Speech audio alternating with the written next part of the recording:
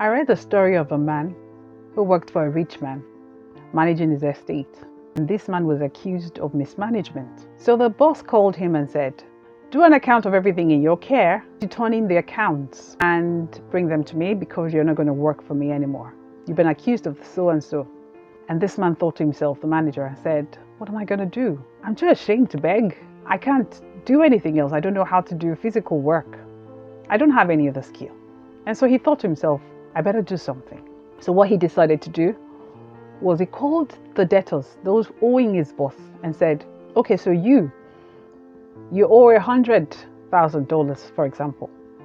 I need you to take this agreement of obligation you've already signed and change it to 50, which you're paying now, And he did that for another person and reduced what the person was supposed to bring in and, cut a deal with them so he could bring back some things in and just work out the accounts in such a way that he will have something to present. When he came to the rich man said, "Oh, wow, I'm actually impressed at your prudence, your shrewdness, your smartness." Even though he was unjust about it, the boss would still lose money. And it was Jesus that actually said the story. And you know what Jesus said? He said the people of the world are actually smarter. He used the word smarter in dealing with their own people of their own kind, than the sons of the light. Whoa. And that means these guys in the world are on constant alert.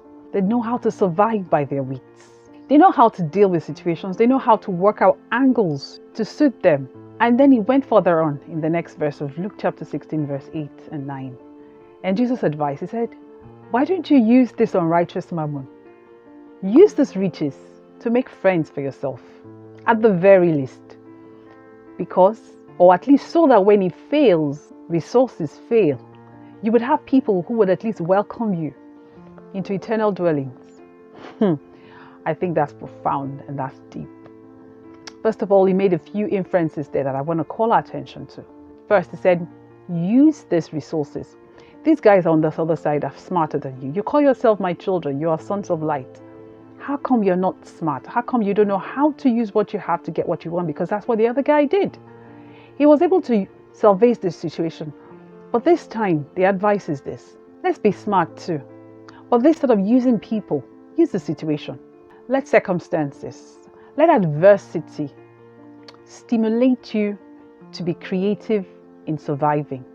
Whether your adversity or someone else's trouble, let it stimulate you to have creative ideas, ways to help, ways to solve that problem, creative ways. Another thing that you can let situation do for you is to let it help you focus on the things that matter. So let's get creative. Use that adversity, that situation, that circumstance. Let it inspire you. Use that situation. Let it stimulate you to get creative. If you need wisdom, ask the Holy Spirit. He will show you. He will teach you. God bless you as you think about this. And I pray wisdom for us. No matter what it is we're going through, no matter wherever we are, I ask that God to open our eyes to see the well that He has right in front of us, the source that we have right in front of us. Have a good one. Have a beautiful day. My name is Adenike, and I'll see you soon.